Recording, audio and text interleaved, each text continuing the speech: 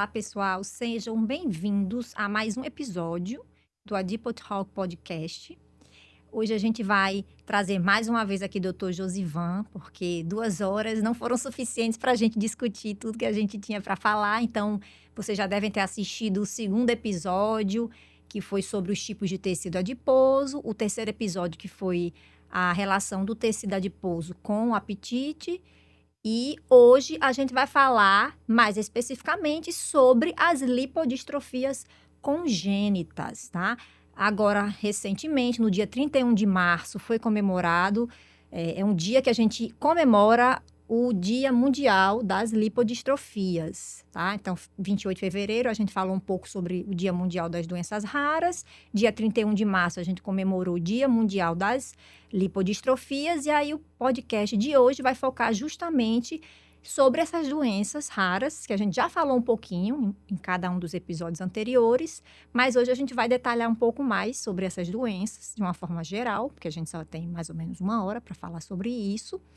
E no próximo episódio, a gente vai focar um pouco mais sobre as lipodistrofias generalizadas congênitas. Então, com certeza, eu tinha que convidar o Dr. Josivan aqui, porque ele é o nosso mega professor que basicamente nos incentiva a estudar as lipodistrofias. Então, sempre está trazendo novos casos, a gente tem que ficar estudando, é muito detalhe. A gente vai ver que são diferentes genes relacionados com o desenvolvimento das lipodistrofias, isso nas formas genéticas.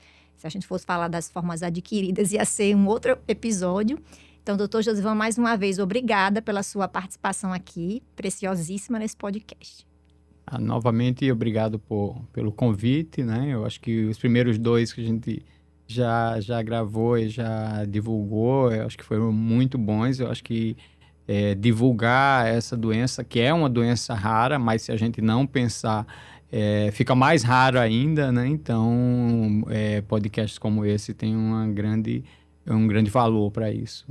Exatamente. E no primeiro episódio, a gente falou um pouco das lipodistrofias, porque como a gente falou um pouco sobre as doenças raras e focou nas lipodistrofias, já que a convidada foi Márcia, então vocês devem lembrar que a gente associou muito essa questão das lipodistrofias com o tecido adiposo. Então, é mais uma doença, a gente já falou de obesidade, já falou um pouquinho de lipodistrofia, vai falar mais na frente, em outros episódios, sobre lipedema, que é um tema que também está muito em alta, e lá na frente a gente vai meio que fazer uma comparação, uma análise das diferenças entre essas doenças, que é um tema que muitas pessoas me perguntam também sobre lipedema, então a gente vai focar nisso depois. Mas basicamente são doenças que vão afetar o tecido adiposo subcutâneo. E aí, Josivan, como é que a gente vai explicar para as pessoas sobre esse tecido adiposo subcutâneo relacionado à lipodistrofia? Como é que a gente começa? Eu acho que assim, não só o tecido adiposo subcutâneo, né, porque esse é mais visível, mas o tecido adiposo visceral também vai estar comprometido, né, assim, aumentado, infelizmente, né. Então, a gente começa exatamente falando o que é as lipodistrofias, né? Então, lipo de lipídios, de gordura, né? E distrofias de alteração de... Então, são pacientes que têm alterações na distribuição gordurosa corporal, de uma forma geral. Seja excesso de gordura em determinado local, diminuição em outro local, uma diminuição localizada, né? Por exemplo, um paciente diabético que termina aplicando muita insulina no mesmo local, então ele altera o tecido adiposo naquele local que ele aplica, não deixa de ser também uma lipodistrofia, só que não é uma lipodistrofia genética, de causa genética, né, como a gente está abordando mais agora, mas também é uma lipodistrofia. Então, toda a alteração da distribuição do tecido adiposo corporal, a gente vai terminar chamando de lipodistrofia. Localizada, quando ela é em um ponto específico, ou generalizada, né, quando ela acomete todo o corpo, né. Congênita, quando o paciente já tem uma alteração desde o nascimento, já tem uma causa genética, né, ou adquirida, quando ele nasce com uma distribuição gordurosa normal, porém, durante a sua vida, ele adquire aquela alteração, né. Então, a gente podia, num primeiro momento, dividir didaticamente dessa forma. Exato, entre as congênitas ou genéticas e as adquiridas. Exatamente.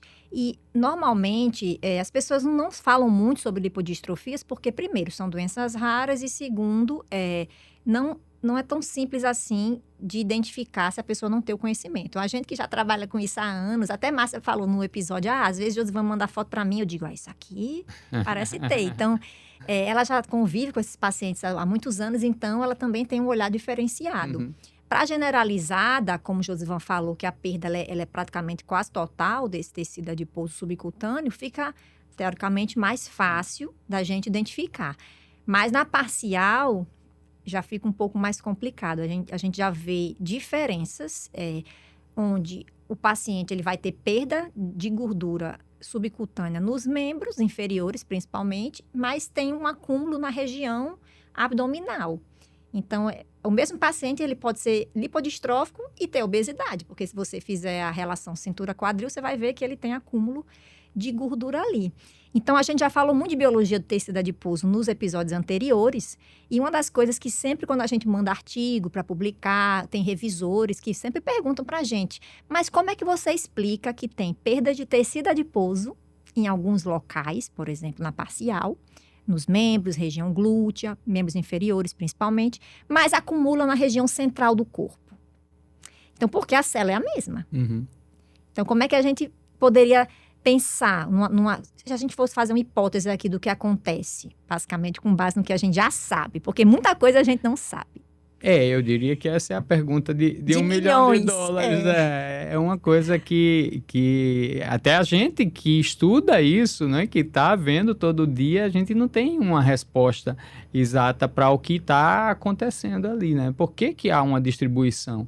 Mas assim, partindo dos podcasts anteriores, né, que a gente viu que nem toda célula adiposa é igual, né? A gente discutiu muito essa parte do tecido adiposo bege, marrom e o adipócito branco mesmo, normal. Então, cada célula é diferente. São adipócitos, né? Mas elas são diferentes em locais diferentes. Isso. Mas o que faz um local estar escasso em gordura e o outro acumular, não está muito claro para nós, né? É muito heterogêneo, é incrível. Na mesma pessoa, por isso que tem gente que vai para academia, perde gordura mais numa região, mas naqueles outros locais, por exemplo, nas axilas que a gente já falou, na barriga aqui, aquela pochetinha que a gente não quer ter. Porque se fosse tudo igual, a célula de gordura, o mesmo estímulo, o exercício tanto anaeróbico, a musculação, quanto o aeróbico, fazer uma bike ali, uma esteira, resolveria. Uhum. O problema de uma forma geral, mas não é isso que acontece. Infelizmente, não é matemático, né? E o que é interessante, por exemplo, hoje mesmo eu atendi um paciente que ele tinha uma lipodistrofia generalizada e ele está com 25 anos, ele tem uma mutação que a gente já conhece, essa mutação está presente em outros pacientes e ele não desenvolveu diabetes. Nossa. E os outros pacientes, na maioria das vezes, desenvolvem diabetes ali por volta da puberdade. E ele já 12, com 25 13, anos. E ele com 25 anos. Aí ele tem a mesma mutação. Não é porque a gente pode dizer, é uma outra mutação e por isso que a parte clínica é diferente. Mas é exatamente a mesma mutação, né? Então, mesmo pegando um paciente com o mesmo perfil genético, eles certamente vão se comportar de forma diferente. Obviamente que a gente tem epigenética, tem um ambiente interferindo. Isso, né? Pode ser que ele faça mais exercício, se alimente bem desde o nascimento. Foi isso que eu perguntei hoje para ele, né? E eu disse, tá fazendo exercício, ele faz capoeira, né? Então, aí ele disse, não, continuo fazendo. Né? E eu digo, então provavelmente o fato de fazer atividade física faz a diferença. Aí ele disse, meu primo já faz exercício mais tempo que eu, mas ele tem diabetes. E tem lipodistrofia, né? A mesma o que primo dele, mesmo que ele, que é primo, pois né? Gente, aí disse, mas meu primo já faz mais tempo que eu e ele usa insulina e eu não uso ainda, né? Então, quer dizer, aí derruba minha hipótese de que a atividade física seria um grande... Claro que provavelmente está contribuindo, mas não é só isso. No caso dele, mas como ele faz exercício Exatamente, que eu tenho um grupo controle do primo com a mesma mutação, fazendo exercício há mais tempo e diabético usando insulina. E a idade parecida. A idade semelhante. E a maioria dos pacientes com essa mutação, né, com a generalizada, vai abrir o diabetes ali por volta de 13, 14 anos, né? E o que você falou em relação também à epigenética é importante, a gente falou um pouquinho nos episódios anteriores. E outra questão é que muitas vezes, quando a gente faz a análise genética, a gente tem lá um painel de genes, 40, 44 genes. Então, aqueles genes serão analisados no paciente. Mas esse paciente aí que você falou que faz capoeira, não tem diabetes ainda, faz exercício, mas o primo dele faz exercício há mais tempo e já tem diabetes, o que acontece? Eles dois devem ter polimorfismos, alterações em outros genes que não são tão pronunciadas como a mutação que causa a lipodistrofia em si. Mas aí quando você soma, paciente X tem a mutação que causa a lipodistrofia, mas tem outras alterações genéticas em genes de metabolismo que o outro não tem, aí isso também vai fazer diferença. Eu assim, quando converso com os pacientes, né, para explicar isso aí que você falou, eu digo assim, olha, imagine que a gente está olhando as lâmpadas que estão apagadas, ou seja, a mutação. Né? Que não tá. A gente não está olhando as lâmpadas que estão acesas. Então, é como se a gente estivesse numa sala onde o gene mutado, né? Ele é uma lâmpada que está apagada, mas a depender das outras lâmpadas daquela sala, ou seja, dos outros genes, ou mesmo polimorfismo ali, já a sala vai ficar iluminada, né? E a gente está vendo só o que está apagado, né? Josivan com as melhores explicações, adoro. Mas é exatamente isso. Então, é muito complexo. Por isso que a gente tem muita heterogeneidade, que são o quê? Variações na apresentação clínica da doença. Então, pacientes com a mesma alteração genética, uma mutação que a gente já sabe, já é clássica, que vai causar lipodistrofia. A gente vai falar um pouco mais sobre esses genes no episódio 2, que a gente está gravando em paralelo, que na verdade vai ser o episódio 6 desse podcast. Mas no episódio, o primeiro que saiu, a gente falou um pouquinho, bem sucintamente. Então, realmente, existe uma diversidade de genes envolvidos com metabolismo. Se a gente fosse falar de todos esses genes, ia ser uma disciplina de 60 horas. Mas, basicamente, são vários genes que estão relacionados com tanto a formação da célula de gordura, o adipócito, como a função dessa célula. Aí você tira um, como o Josivan falou, um está apagado, vai ter uma consequência. O outro está apagado, vai ter uma consequência. De uma forma geral, eles todos estão envolvidos com a formação de célula de gordura. Isso é um fato, porque senão a gente não teria lipodistrofia em todos esses pacientes.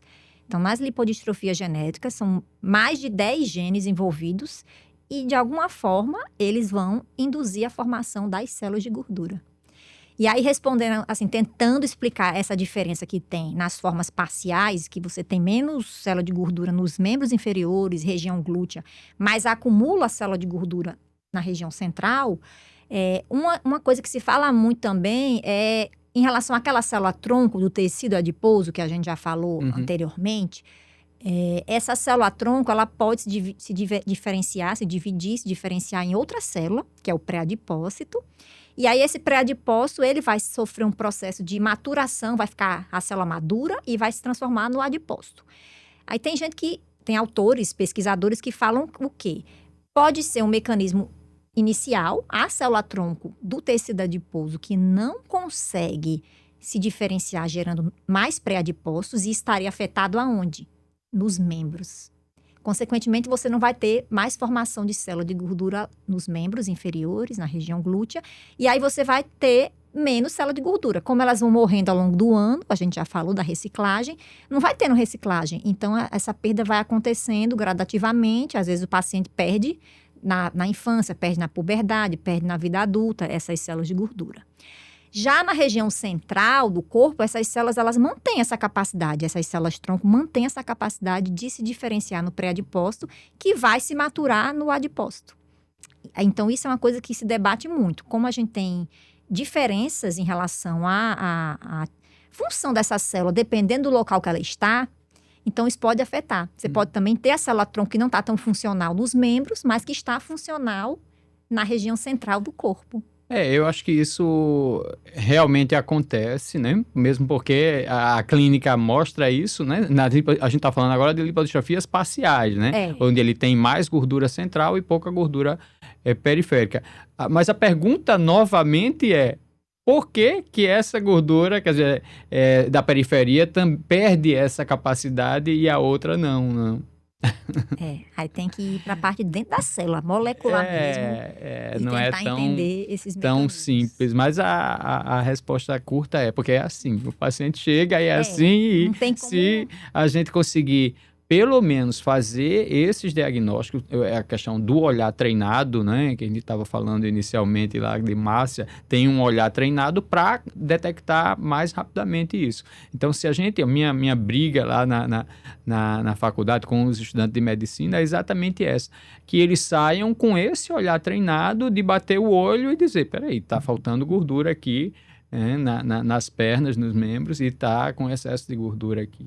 Então, essa é a primeira coisa que se tem que detectar inicialmente, né, para se pensar em lipodistrofia, né? Porque se você não consegue nem ter essa percepção de distribuição gordurosa modificada do padrão usual, né, não vai fazer diagnóstico.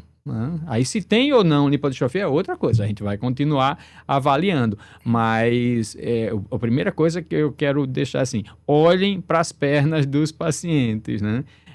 Escassez de gordura na periferia muitas vezes vai ser pior do que obesidade central.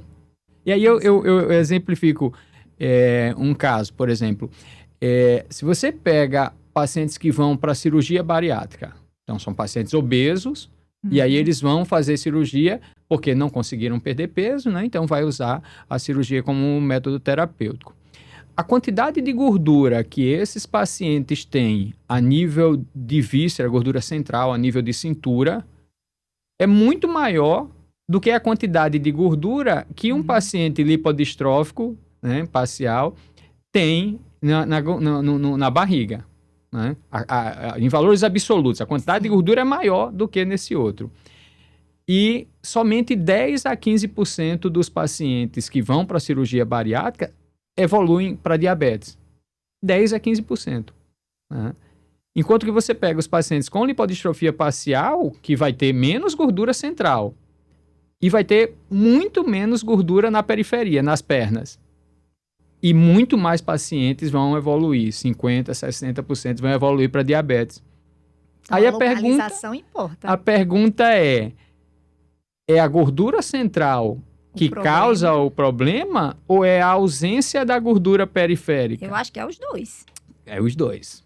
São os dois. Mas assim, a escassez de gordura na periferia, né, em um paciente lipodistrófico parece ser muito mais importante do que a presença da gordura a nível visceral. Em relação ao sexo, a gente vê muito isso, porque normalmente mulheres, a gordura da região da coxa, glúteo, os estudos mostram que tem um efeito mais benéfico para o metabolismo. E normalmente mulheres acumulam mais nessa região.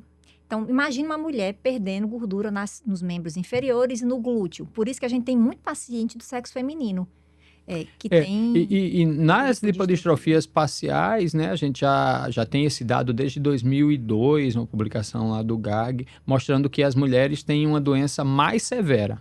Então, o diabetes, é mais frequente diabetes, de mais difícil controle, mais pacientes precisam usar insulina, as doses de insulina são maiores. Então, isso já está publicado. Aí tem as hipóteses, né, que a gente pode discutir depois. Mas, assim, em generalizada, na lipodistrofia generalizada, a gente está com um estudo para concluir, para terminar, onde a gente juntou a nossa casuística mais a casuística do Ceará, que também tem bastante lipodistrofia generalizada lá, um total de 72 pacientes. A gente está falando de uma doença que no mundo é em torno de um caso para 1 milhão de pacientes, né? E ver que a gente vai juntar 72 pacientes em 2 estados, né? Então, bom. É muito frequente, muito prevalente aqui. E a gente também está mostrando exatamente isso, que as mulheres têm a doença mais severa em relação ao triglicerídeo mais alto, a frequência de diabetes maior e doses de insulina mais elevadas também. Provavelmente, em parte, por causa disso. A quantidade de gordura na periferia, né, que é essa gordura boa, na mulher, usualmente é maior do que no homem. Quando perde, ela termina... Somada a essa obesidade central, na mulher vai ter um efeito mais pronunciado. Mais severo, exatamente. Inclusive, a gente tem uma figura, a primeira imagem, por favor, vocês podem colocar. Eu peguei até da Braslipo, para falar também da rede Braslipo, que é uma rede brasileira de estudos das lipodistrofias generalizadas e parciais, as genéticas, as formas genéticas, e também as formas adquiridas. Mas hoje a gente vai focar mais nas lipodistrofias congênitas, genéticas. E aí eles fizeram essas imagens com base realmente na característica do paciente. Aí do lado esquerdo a gente está vendo um paciente com lipodistrofia generalizada congênita, do lado direito o parcial. Então, muitas das coisas que a gente estava falando aqui, claro que tem coisas que a gente não vai conseguir ver no esquema, mas eu coloquei algumas imagens. Então, muitas vezes, o que a gente observa? A ausência quase total de tecido adiposo no corpo, e aí isso resulta naquela musculatura mais evidente, mais aparente. Inclusive, o abdômen, o músculo reto do abdômen, fica lá as intersecções tendíneas, tudo bem definido, por conta dessa perda. Esse paciente que eu atendi hoje, né, que eu estava falando que o primo...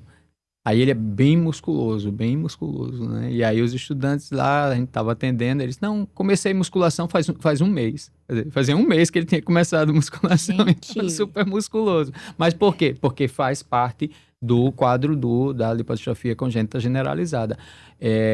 Por algum tempo a gente até questionava se era hipertrofia muscular ou se era só a escassez da gordura que deixava o músculo mais evidente. Né? Então, hoje a gente sabe que realmente é massa muscular mesmo, né? E uma das hipóteses que a gente pode citar é porque esses pacientes têm resistência insulínica, então a insulina sobe muito. Para você ter uma ideia, a insulina normal vai até 16, 18, eles têm insulina de 40, de 50, né? Então a insulina é muito mais alta. E a insulina, ela tem um receptor o IGF-1, que é o segundo mensageiro lá para o GH, né, que é o hormônio do crescimento. A insulina, ela consegue cruzar com o receptor de IGF-1. Então, um dos mecanismos possíveis também seria essa insulina muito alta, levando a um estímulo do receptor de IGF-1 e levando à hipertrofia. Apesar que a gente sabe que a insulina, por si só, ela é anabólica, Exato. né? Mas ele tem resistência. Então, não era para se esperar uma hipertrofia tão grande, mas é bem frequente. Aí, então, a gente já vai para mais uma parte prática. Se você vê uma pessoa que tem uma musculatura mais hipertrofiada e incompatível com a quantidade de exercício que ele faz, pense em lipodistrofia generalizada, né? Generalizado. Então, você vai, essa pessoa aqui é muito forte. Você faz musculação? Não faço. Então, será que ele tem? Eu tenho um paciente de outro estado que ele foi encaminhado exatamente por causa disso, que ele nunca foi para uma academia e era bem musculoso, né? Então, quando a gente fez, você conhece esse paciente, quando a gente fez a pesquisa da mutação, ele deu lipodistrofia generalizada tipo 1. E entra naquilo que a gente falou, quando a gente mostra as fotos, ou então fala, as pessoas, eu queria ter isso, porque você vai ter pouca gordura, é o sonho, teoricamente é o sonho que todo mundo quer. Mas termina sendo um pesadelo, cuidado. Porque, do mesmo jeito que a gente já falou que não pode ter excesso de adipócitos brancos, a gente também não pode ter redução acentuada. Sim. Nem pode nem ser nem 8, nem 80, então... Tem uma outra, eu recebi um e-mail uns 3 anos atrás de uma paciente dos Estados Unidos, que pegou um dos nossos artigos, aí mandou, e ela dizendo que tinha a lipodistrofia, né?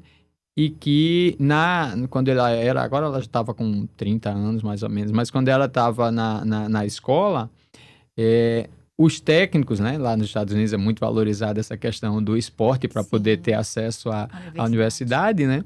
E aí ela dizia que os técnicos todos iam atrás dela, porque queriam que ela fosse para a equipe, né? O técnico de basquete, vem para minha equipe, o de atletismo, vem para minha equipe. Só que ela nunca tinha feito exercício. Nossa. Né? Então, assim, chama muito atenção, é um dado muito, muito específico essa questão da desproporção entre quantidade de exercício e a musculatura.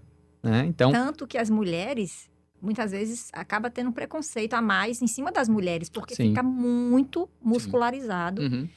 Depois a gente vai fazer talvez essa questão Porque, assim, como sendo uma doença genética, não era para ter uma diferença do ponto de vista sexual. Mas a gente tem mais casos em mulher que em homem, né? Para autossômica recessiva, que é aquela que para a pessoa desenvolver, tem que vir uma alteração do pai e da mãe, que é o caso das generalizadas, que a gente está falando agora, nesse momento. Então, realmente não era para ter. Uhum. Mas a gente vê. E não é só na nossa casuística. Se a gente vai para a casuística americana, a casuística europeia, sempre vai ter mais mulher que homem. Então, talvez essa questão da hipertrofia muscular, ela chama mais atenção na mulher e aí ela termina procurando mais o médico. O homem não, ele é mais musculoso, ok, não tô doente não, né? Para o homem sempre é uma vantagem. Para a mulher que não fica tanto. Outra coisa que acontece é que as veias ficam mais aparentes também. A gente vai mostrar outra imagem aqui, é só o esquema inicial.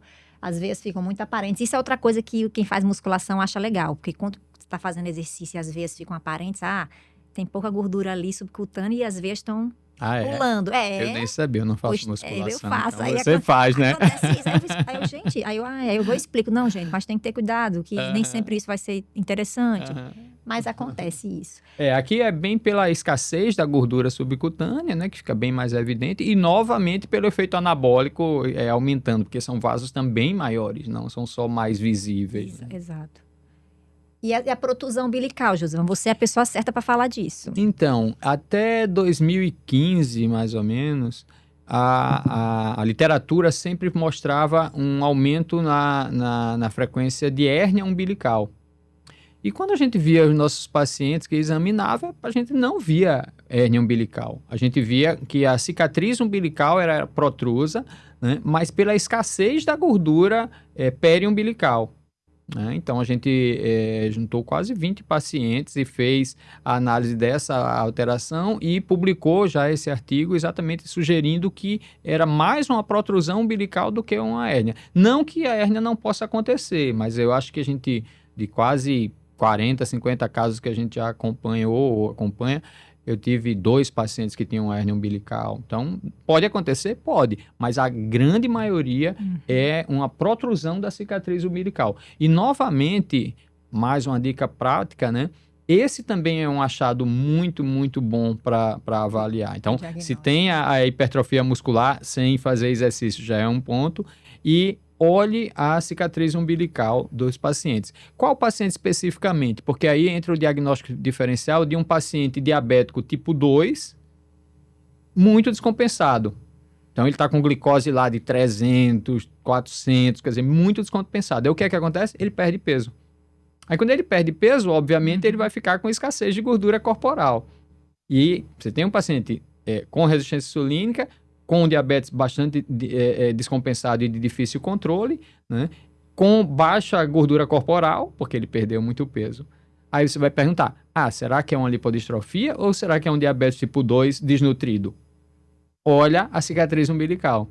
Se a cicatriz umbilical for protrusa, provavelmente é uma lipodistrofia. Se tiver a cicatriz umbilical usual, mais profunda, né? Então ainda tem gordura periumbilical, então provavelmente é um diabetes tipo 2. Então, às vezes algum colega me liga ou manda mensagem, né? Eu acho que estou com um paciente aqui com lipodistrofia. Eu digo, me manda a foto do abdômen, né? Porque praticamente 100% dos pacientes têm a cicatriz umbilical protrusa. Alguns mais, outros menos. Né? Elas ficam um pouco para frente. Um pouco mais para frente. Exato. Realmente lembra uma hérnia umbilical. Só que a hérnia, geralmente, você tem algum tecido, alguma coisa dentro. E a hérnia, quando você vai examinar, que você aperta, você consegue reduzir. Ele entra para a cicatriz, para dentro do abdômen. Né? E aqui não. Aqui você aperta ali, mas o músculo está ali. E ele é que está para fora. Né? A cicatriz está para fora porque não tem gordura ao redor. Interessante. E outra coisa também que vocês usam é em relação às mãos. Essa...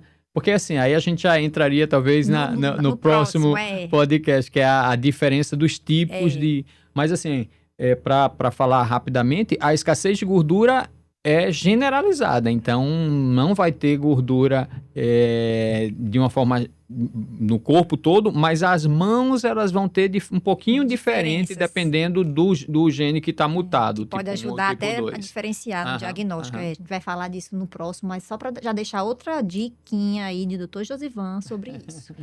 O que é que a gente pode falar mais? O prognatismo, né? Que é essa alteração, que é esse paciente também hoje, novamente, eu gosto muito de instigar assim, os alunos para fazer hipótese diagnóstica antes da anamnese. Né? Só com os dados clínicos? Ele entrou na Não sala. perguntou nada. Não perguntou nada, entrou na sala e sentou, eu já pergunto. Qual é a hipótese diagnóstica, né? Que eu digo sempre assim, quer ser um bom médico, faça a hipótese. Quanto mais hipótese você fizer, maior a chance de uma estar certa, né? Aí hoje ele entrou, né? O paciente entrou e eu perguntei, e aí? Diagnóstico diferente, qual a hipótese diagnóstica? Ah, essa tá fácil, professor. Como tá fácil? Diga aí o que é. Acromegalia. Por quê? Por causa do prognatismo, né? Esse aumento do queixo mais para frente, as linhas nasolabiais, como não tem gordura, um outro achado é a perda da bola gordurosa de Bichat, então o sulco nasolabial também fica mais proeminente, então lembra muito a acromegalia. Então, teve um outro caso interessante, porque lá a gente tem, no hospital universitário, a gente tem o ambulatório de lipídios de manhã, e à tarde tem o ambulatório de hipófise. Então, teve uma vez que um dos pacientes da tarde chegou mais cedo e encontrou com alguns pacientes de lipodistrofia, né? Aí, quando eu chego na recepção, eles estão conversando e o paciente da acromegalia dizendo, eu tenho a mesma doença que vocês, né? Ele mesmo achando já que tinha. tinha. Exatamente. Ele fez o autodiagnóstico. Exato. Que era tem o aspecto acromegaloide, né, desses pacientes. Novamente por aquela questão do IGF-1, né, e da ação anabólica da insulina. Né? Verdade. Então o prognatismo também é um achado. Vamos passar para o próximo? Antes de falar desse, porque essa figura aqui, eu gosto muito dela, que bate no que a gente estava... E na parcial, você quer falar alguma coisa? Né, a gente vai falar da parcial. Uhum. Pode voltar, por favor? Daqui a pouco a gente fala dessa, porque a parcial também vale a pena. A gente já dá uma desvendada. Quando você olha essa figura, essas figuras são... Eu gosto muito, é nosso colega lá do Ceará, Renan, né? E são pacientes reais dele, onde ele modifica um pouco o face para não ser reconhecida, né? E deixa o fenótipo do corpo, que é muito, muito sugestivo. Mas quando você olha essa figura, né, da lipodistrofia parcial, você já consegue perceber a diferença de que, em relação à generalizada, existe gordura central, né, que é essa exatamente. Esse tipo aí, inclusive, a gente consegue, olhando para o paciente, dizer até qual é o tipo das parciais, que isso aí seria um tipo 2, né, que é chamado de síndrome de Dunning. Por quê? Porque ele lembra muito uma síndrome de Cushing, né, que é o excesso de cortisol, né, levando a também um quadro de duplo queixo, né, você tem essa papadazinha, isso aí é típico da LMNA, da mutação do tipo 2, né, que leva da lipodistrofia parcial. Exatamente. Mas aí acumula centralmente, acumula aqui no pescoço. Inclusive, eu fiz uma live esses dias com uma menina que tem esse tipo de lipodistrofia parcial, só que ela faz academia há muito tempo, e ela tem diabetes, usa insulina, tudo, mas ela faz academia há muito tempo, então ela é bem muscularizada, tem uma aparência bem muscularizada.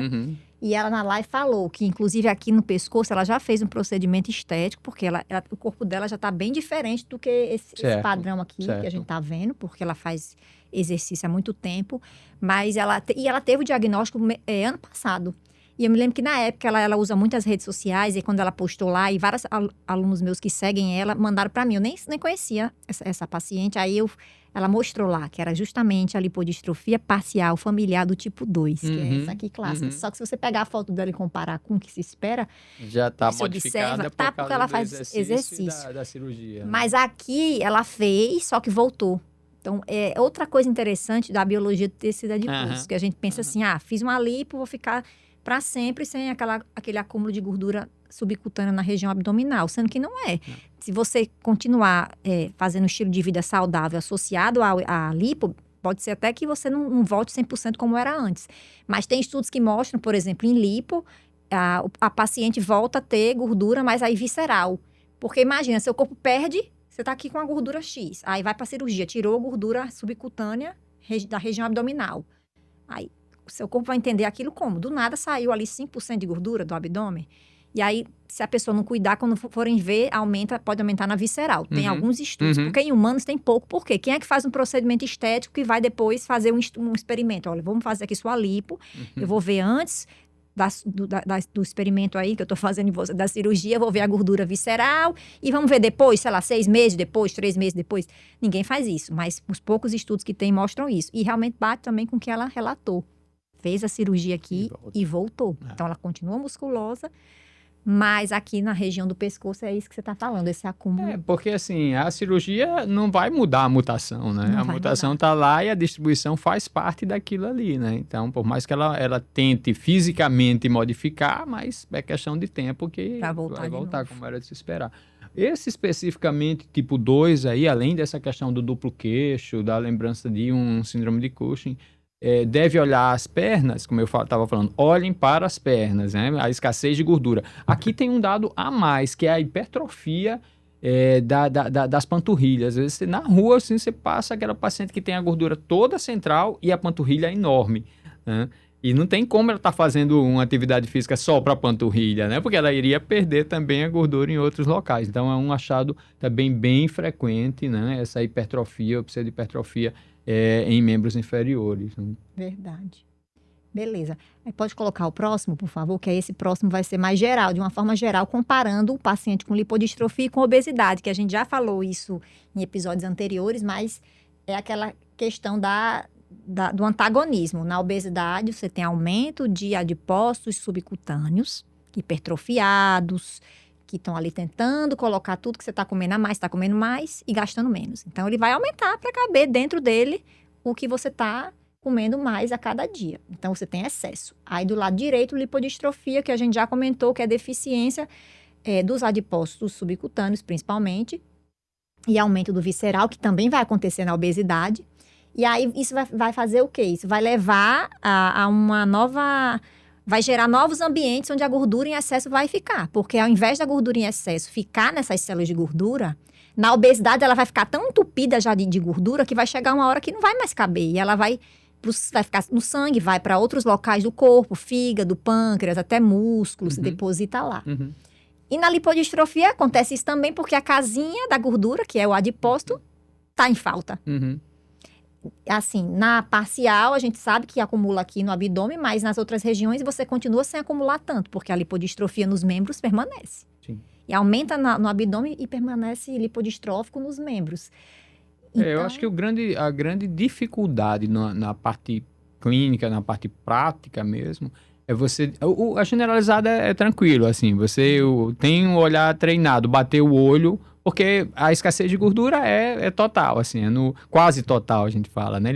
A nossa casuística aqui, eles têm em torno de 5% de gordura corporal, não? A grande questão é nas parciais, quando a gente pega um paciente com obesidade central. Então, ele não tem lipodistrofia, mas ele tem obesidade central, bem evidente, né? Então, ele não é um paciente lipodistrófico do ponto de vista congênito, né? Pelo menos monogênico não é. Pode até ser uma coisa poligênica, mas monogênico não. Então, essa é a dificuldade. Na prática, o que é que a gente faz? Então, eu pego um paciente que tem 2 pacientes. Ambos têm gordura central na barriga, mas um tem lipodistrofia parcial e o outro tem obesidade central, né? Ambos têm diabetes. Aí a gente vai olhar algumas coisas que dá para dar um indício de que ele tem lipodistrofia ou não. Primeiro, quando foi que começou o diabetes? Porque no paciente com lipodistrofia parcial, geralmente vai começar mais cedo. O paciente com obesidade central vai começar mais tarde. Tá usando insulina ou não? O paciente com lipodistrofia vai necessitar de insulina mais precocemente. Geralmente antes de 5 anos de doença, de diabetes, né? Enquanto que o obeso central, ele vai precisar de insulina depois de pelo menos 10, 12 anos de diabetes, né? Se está precisando de insulina, qual é a dose de insulina que ele está precisando? Lipodistrófico vai precisar geralmente de doses muito altas, geralmente acima de 2 unidades por quilo, né? Enquanto que o obeso, o diabetes tipo 2, ele geralmente vai ficar ali 0,8, 1, 0,5, em dose menor. né? E a associação com outras alterações, por exemplo, ele tem hipertrigliceridemia com HDL baixo, então isso já mostra uma resistência insulínica mais significativa e falaria mais a favor de lipodistrofia parcial. Nenhum desses achados sozinho vai confirmar que é lipodistrofia parcial ou obesidade central, né? Mas, assim, o conjunto termina ajudando a fazer essa diferenciação. E tem outras análises corporais também que vão ajudar a gente a diferenciar. Isso só, assim, na amnese e no exame que chega para você, né? Exato. Que é o paciente chegou para você e geralmente ele está trazendo ali um colesterol, glicose, triglicerídeos, né? Então, aí você pode fazer outros exames que vão ajudar a fazer essa diferenciação. E aí, conectando também um pouco com o que a gente falou em episódios anteriores sobre a função endócrina do tecido adiposo, como a gente vai ter essa redução no tecido adiposo subcutâneo, e a literatura nos mostra que a maior fonte da leptina, que é aquele hormônio do apetite que a gente já falou, que regula o apetite, que é produzido pelo tecido adiposo, a maior fonte dela é o tecido adiposo subcutâneo. E aí, na lipodistrofia generalizada congênita, ela vai estar baixíssima, muito baixa. Na parcial, na maioria dos casos, você também tem uma certa redução de leptina, não no mesmo nível que na generalizada, mas você também tem. Então, isso conecta um pouco com essa parte da função endócrina dos adipócitos. Por isso que, no geral, quem tem lipodistrofia generalizada acaba tendo muito mais fome, que é aquilo que a gente falou. É interessante essa questão da leptina, né? Porque, assim, alguns colegas, novamente, quando tem casos clínicos, será que é uma lipodistrofia ou será que não é? Dose a leptina ou não, né? Essa também é uma pergunta frequente, se é para a gente fazer ou não. A grande questão é que, quando ela confirma que é lipodistrofia, que é na generalizada, porque ela vem, para você ter uma ideia, valor normal para mulher em torno de 14, para homem em torno de, a metade em torno de 7, né? Exatamente mostrando porque a mulher tem mais gordura que o homem, usualmente, né? Então, por isso que é mais elevado. E talvez isso seja também um mecanismo porque a mulher tem a doença mais severa, porque ela cai de um valor de leptina mais alto. A nosso grupo aqui, a média de leptina era abaixo de 1, 0,5 a 1, mais ou menos, né? Então, você vê como cai. Aí você diz, eu dosando leptina aí me ajuda?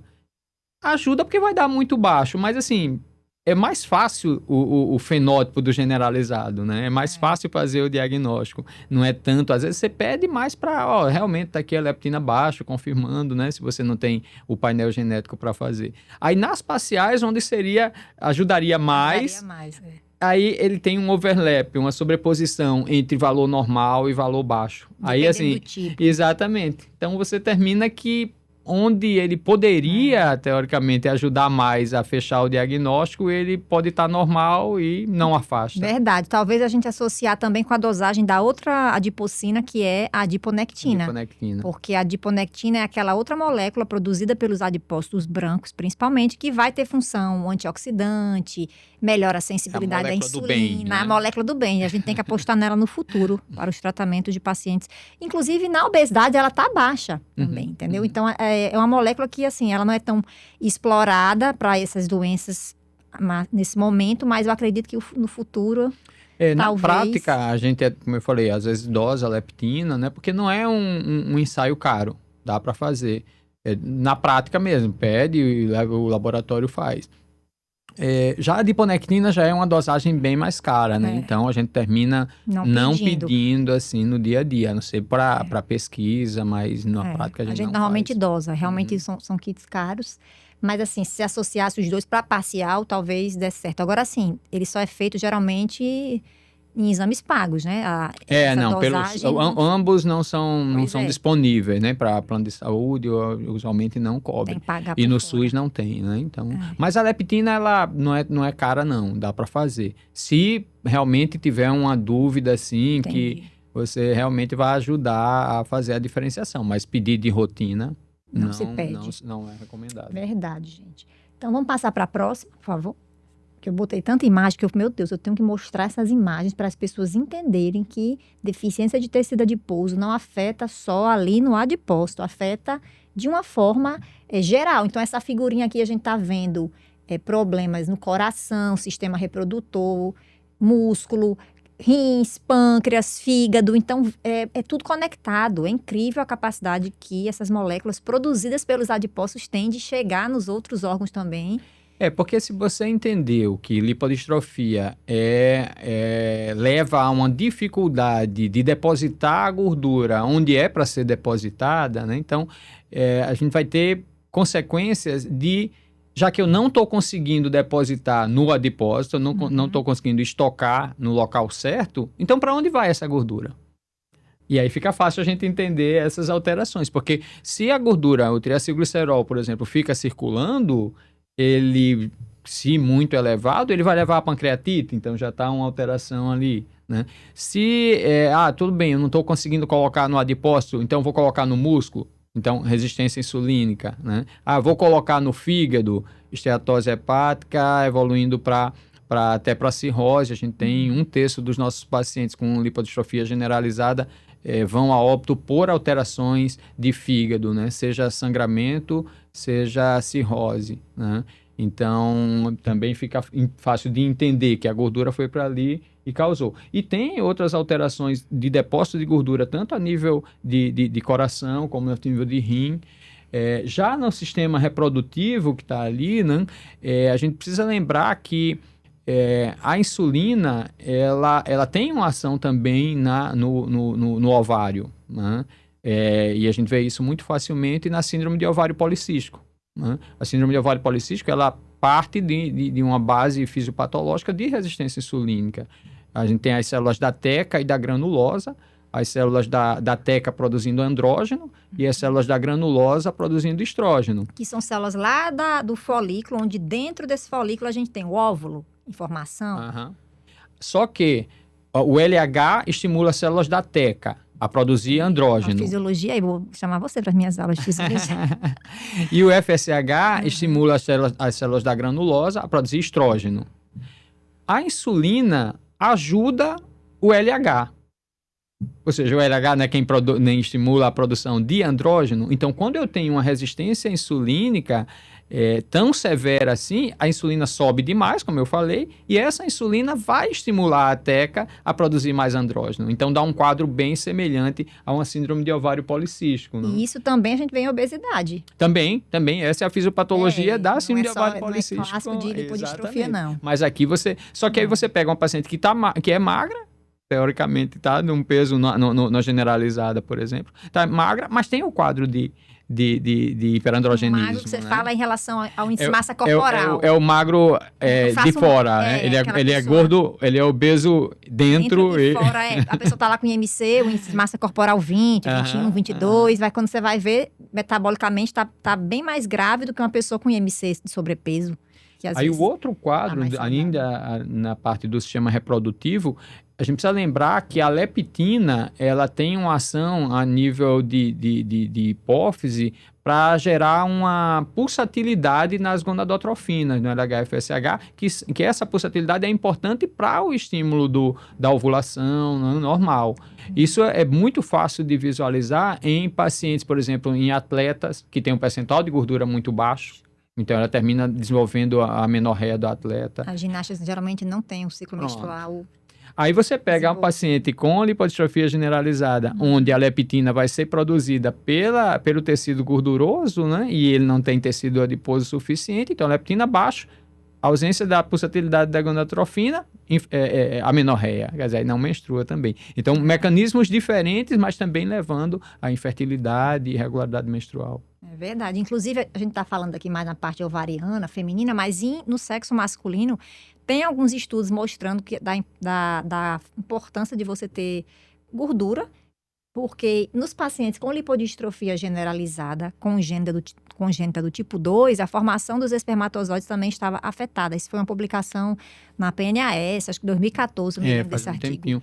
Foi interessante essa publicação aí, porque a gente, na época, a gente fez um microarray para ver os genes que estavam up-regulated e down-regulated, e deu alguns genes de espermatogênese, né?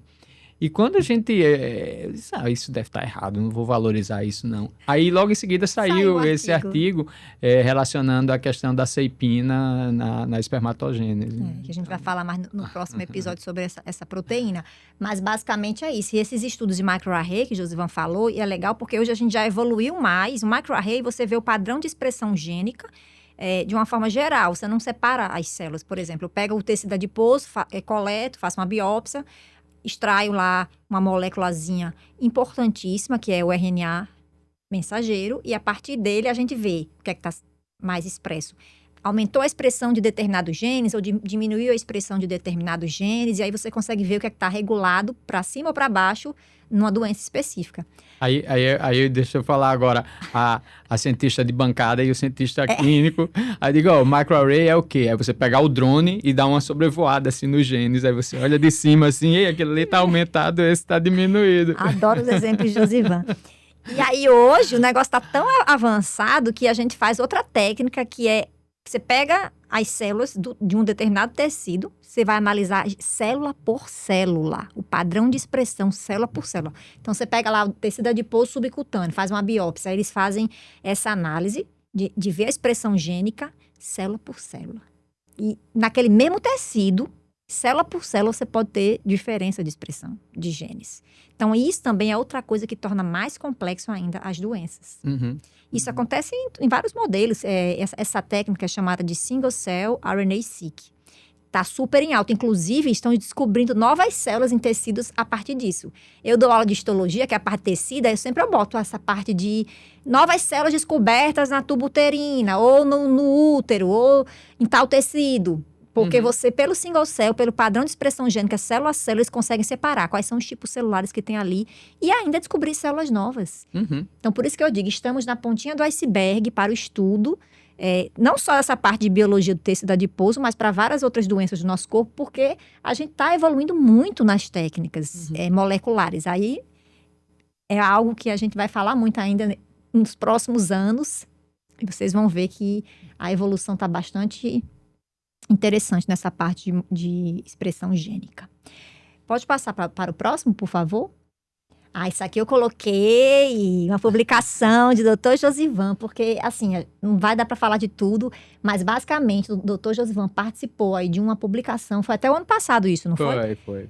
Com os pesquisadores da área de lipodistrofia para fazer o checklist do diagnóstico, que a gente já meio que fez um pouquinho aqui no início, né? Quais são os principais achados, o que a gente tem que observar no paciente. Aí ele fez esse checklist, aí vou deixar você falar. Porque... Esse estudo foi bem interessante, porque é um estudo assim, de vários países, né? Tem uns colegas da Turquia, foi encabeçado, na verdade, pelo Baris Akins, que é da Turquia, né? Que ele é bastante ativo, está vindo ao Brasil agora. Vou conhecê-lo, finalmente. Vai vir aqui agora em abril, e com colegas aqui do Brasil, eu e Renan participamos, né? Onde a gente, cada um foi dizendo como é que fazia em seu serviço, né? Então, a gente juntou isso, não, você faz assim, eu faço assim, então, e juntou isso em um paper onde a gente exatamente tenta facilitar esse diagnóstico, né?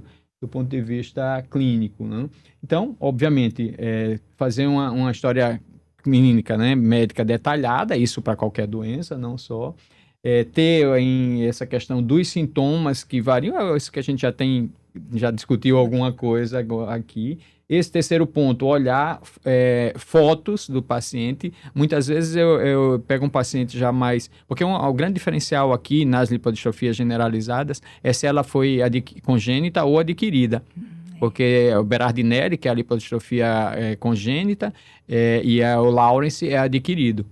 Aí, às vezes, você pega um paciente, como a gente teve um paciente com 14 anos, foi encaminhado para a gente como síndrome de Berardinelli, ou seja, congênita, e ele tem artrite reumatoide também. Eu digo artrite reumatoide não é usual nesses pacientes. A artrite reumatoide é uma doença autoimune, então é mais provável que ele tenha síndrome de Lawrence, que também é autoimune. Quando a gente pegou a fotografia do primeiro ano, os primeiros anos de vida, ele tinha gordura normal. Então, era uma lipodistrofia adquirida. Então, essa questão de olhar as fotos de família assim, já vai ajudar também. O exame físico, documentar a falta de gordura, né? Então a gente faz ou através de um adipômetro, onde a gente vai ver prega cutânea. Isso é bem mais importante na lipodistrofia parcial.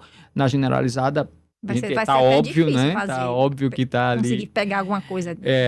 Mas assim, essa semana eu até submeti para uma publicação agora, onde a gente tava sem o adipômetro e a gente foi com a mão mesmo, assim. Se você só pega aqui e compara com a sua ou com a do, você vê que praticamente não tem gordura no paciente com lipodistrofia parcial, né?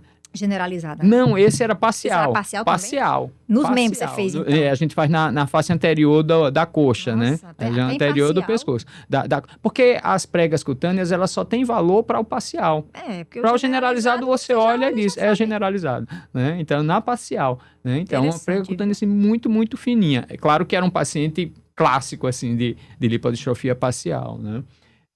Então, a gente ou documenta com a prega cutânea na região anterior da coxa, ou com densitometria, onde você vai avaliar exatamente a composição corporal e avaliar que tem pouca gordura na periferia, nos membros, e mais gordura central, né? A questão dos sinais clínicos de resistência insulínica, que é bem frequente nos dois tipos, né? Outros testes que a gente vai avaliar risco cardiovascular, né? Fígado, né? O nível de leptina, aquilo que a gente estava dizendo, geralmente não está indicado. Não é que não possa fazer, mas não vai ajudar tanto assim, né? E quando tiver disponível, o painel genético, né? Quem vai realmente fechar o diagnóstico. Ajuda muito. Inclusive naqueles casos que a gente fica na dúvida, porque tem uns que a gente olha e já sabe que isso aqui é parcial tipo 2, aí o 3 já tem aquelas coisinhas mais que você não vê tanta perda de gordura, mas metabolicamente eles são mais severos. A gente vai ter um episódio só para falar dos tipos de parcial. Porque hoje o objetivo da gente era falar de uma forma generalizada, das formas, generalizada e parcial. Falar de uma forma mais geral para vocês entenderem um pouco dessa questão das lipodistrofias. Embora a gente pincelou um pouquinho nos episódios anteriores, mas é muito complexo. Daria para a gente ficar aqui o dia todinho falando disso. Eu acho que assim, para o objetivo nessa conversa aqui, eu ficaria já muito, muito satisfeito se vocês olhassem para os pacientes avaliando, não só o paciente, porque muitas vezes você está no shopping, né? Não só, porque o paciente ele já lhe procura praia. Com aquela, na praia, no shopping, onde você estiver. Preste atenção na distribuição da gordura, tá? Às vezes eu paro mesmo o paciente, sabe? Eu estou assim em algum lugar e aí vou lá, me identifico, eu sou médico, você tem diabetes, você tem... É interessante como a abordagem, eu chego e digo, olha, eu sou médico. A pessoa já olha assim, eu digo bom dia ou boa tarde, aí fala, a pessoa já fica meio estranha, né? Eu disse, eu sou médico. Aí ela já desarma, né? Aí eu digo, você por acaso tem diabetes? Eu disse, tenho. Você, por acaso, tem gordura no fígado? Tenho. Tem pressão alta? Tenho. Tem triglicerídeo alto? Tenho. Você já é atendida? Eu sou atendido lá na unidade básica ali. Você quer ir para o hospital, que eu acho que você tem uma doença assim, assim, assim.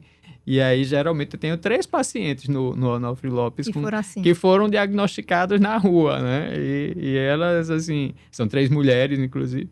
E agradecem, porque estavam sendo tratados como diabetes tipo 2 e a gente já fez o diagnóstico correto e está acompanhando e já vai atrás dos familiares. Então, assim, olhem a distribuição gordurosa dos pacientes. Escassez de gordura na periferia e gordura central, provavelmente é lipodistrófico, né? E merece um acompanhamento.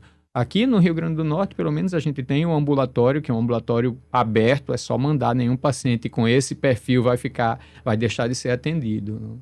No Hospital Universitário Onofre Lopes, aqui da UFRN.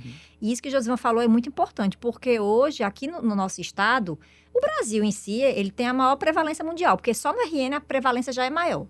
Se a gente fizer o dado de prevalência, que um dia a gente vai fazer isso, sair pegando todos os outros casos que a gente já tem, né, dos outros médicos, e dar esse dado um pouco mais próximo da realidade, porque a gente sabe que é subdiagnosticado. Então, por isso que é importante a gente falar mais sobre lipodistrofias, porque ainda é uma doença muito desconhecida.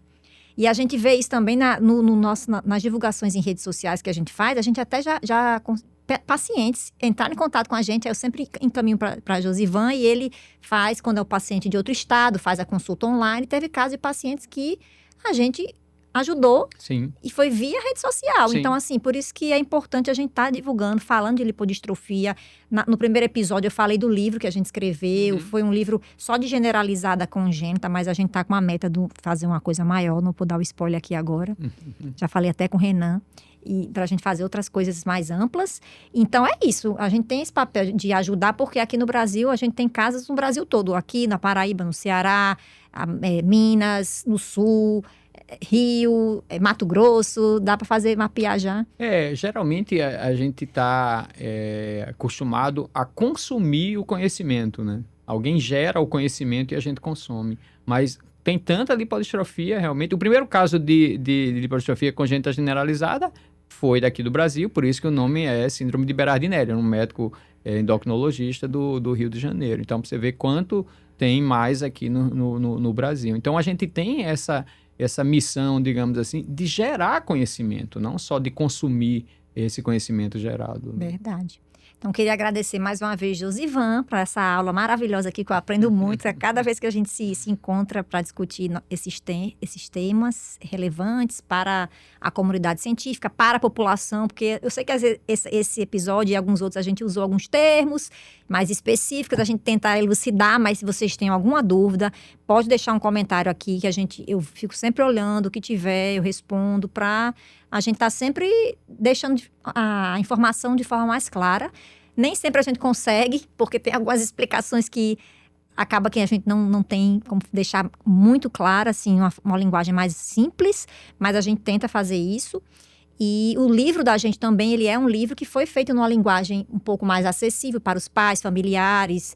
E sempre eu estou recebendo pessoas, descobri seu livro. Inclusive, teve uma menina que entrou em contato comigo e ela teve lipodistrofia desde generalizada congênita, e aí ela achou o livro, aí sempre fala. Então, acho assim que a gente está conseguindo, de pouquinho em pouquinho, como diz Márcia, aquele trabalho de formiguinha, levando mais conhecimento. Então, muito obrigada, Josivan, que você que começou tudo junto lá com a doutora Fátima antes, depois você, e a gente segue juntos nessa saga de fazer divulgação científica. Então, mais uma vez, obrigada. Eu que agradeço. E até o próximo episódio, pessoal.